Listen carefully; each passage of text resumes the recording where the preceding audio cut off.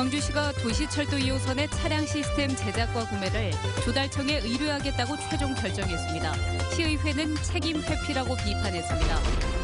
후보 간 단일화나 연대 여부가 선거 막판 최대 변수가 된 가운데 민주당과 국민의당이 신경전을 펼치고 있습니다. 술을 마신 상태에서 자전거를 이용하는 위험천만한 행태가 반복되고 있습니다. 실감 미디어 산업이 지역의 전략 산업인 에너지 분야까지 응용 영역을 넓히고 있습니다. 여러분 안녕하십니까?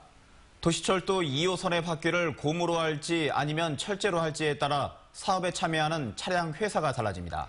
따라서 광주시는 특혜 시비를 없애기 위해 조달청에 결정을 맡기기로 했는데 시의회는 책임 회피라고 비판하고 있습니다. 박수인 기자입니다. 도시철도 2호선의 전동차 바퀴를 고무로 하든 철제로 하든 장단점은 있습니다. 고무 바퀴는 소음이 적은 반면 철제 바퀴는 속도가 빠르고 구매 비용이나 운영비도 차이가 납니다. 그래서 장단점을 따져보고 광주실정에 맞는 차량 형식을 선택할 수도 있지만 또 다른 문제가 있습니다. 고무 바퀴를 만드는 회사도 철제 바퀴를 만드는 회사도 국내에는 한 곳뿐이어서 바퀴를 결정하면 차량 회사가 결정됩니다. 특혜 시비 가능성이 높다는 의미입니다. 광주시도 이 점을 감안해 조달청에 입찰을 맡기기로 했습니다. 깊은 토론을 거쳐서 저희들은 모든 일들을 가장 공정하고 투명하게 진행하자. 경쟁 입찰을 통해 가격을 낮추면 저정에도 보탬이 될 것으로 기대하고 있습니다. 또 논란이 됐던 차량과 신호 시스템은 분리해서 발주하되 안정성에 문제가 없도록 호환성을 평가 항목에 넣기로 했습니다. 그러나 광주시의회 소관 상임위원회는 광주시가 결정 책임을 스스로 회피했다고 비판했습니다. 다른 차량 형식을 가지고 있는 회사들이 입찰에 응하지 않는다고 한다면 조달 의뢰할 본래의 취지는 다 사라진다고 봅니다. 2025년까지 2조 원이 투입되는 도시철도 2호선 건설 사업. 광주시는 내년 상반기까지 착공하겠다는 시민과의 약속을 지키기 위해 차량 구매 절차를 시작했다며 시의회의 협조를 당부했습니다. MBC 뉴스 박수인입니다. 선거전이 중반으로 접어들면서 후보 간 단일화나 연대 여부가 다시 변수로 떠올랐습니다. 민주당과 국민의당은 광주 전남에서도 신경전을 이어갔습니다. 윤구수 기자입니다. 국민의당 박지원 대표와 주승용 원내대표, 그리고 이번 대선에서 처음으로 지원 유세에 나선 김한길 전 대표 부부가 동시에 광주 전남으로 출격했습니다. 안철수 후보가 다녀간 지 이틀 만으로 호남에서부터 지지율을 반등시키겠다는 각오를 담고 있습니다. 박 대표는 조정기가 끝나가고 있다고 주장하며 호남 민심을 다독였습니다. 내주 여론조사에서 안철수가 다시 1등 한다고 믿는데 여러분 어떻게 생각하십니까? 단일화는 없다고 공언했던 박 대표는 광주 전남에 와서는 단일화의 단자도 꺼내지 않았습니다. 반면 민주당은 단일화나 연대는 야합이라고 주장하며 호남 표심을 자극했습니다. 단일화 가능성을 사전에 차단하는 동시에 안 후보가 보수와 연대하면 심판해달라는 메시지를 담고 있습니다.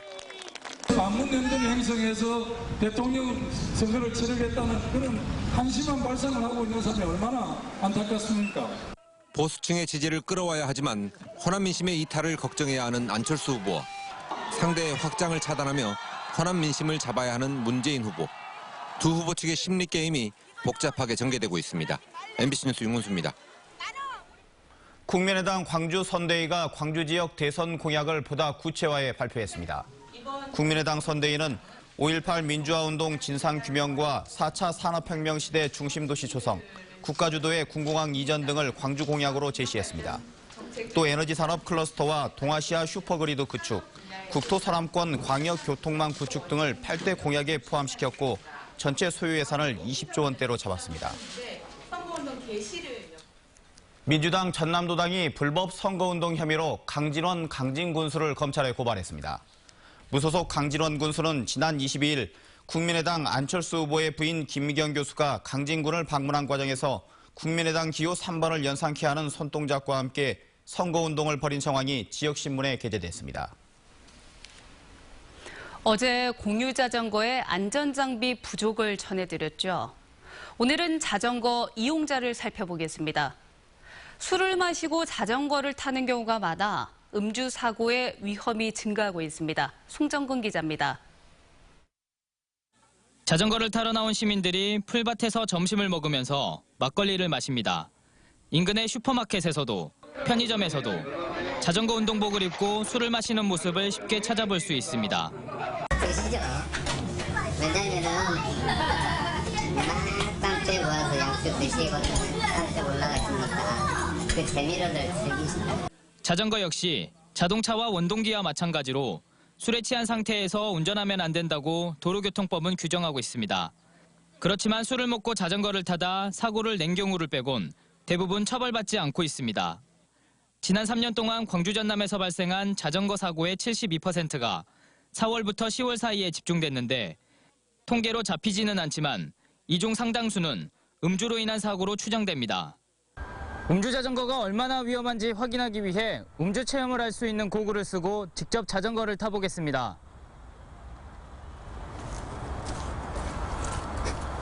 자전거를 제대로 운전하지 못하고 지그재그로 움직입니다. 제법 자전거를 잘 탄다는 학생 역시 음주 체험 고글을 쓴 뒤에는 균형을 제대로 잡지 못합니다.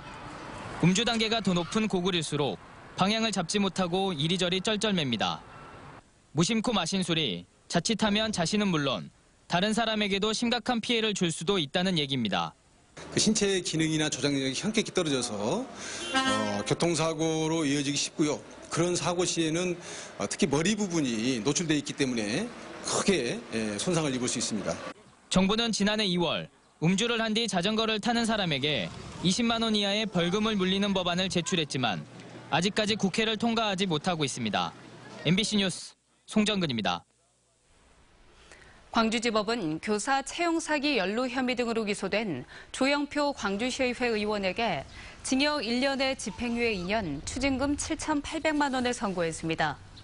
재판부는 공범이 사립학교 교사 채용을 명목으로 돈을 받은 사실을 알면서도 고소 등을 무마하기 위해 반복적으로 범행에 개입하는 등 죄질이 좋지 않다고 밝혔습니다.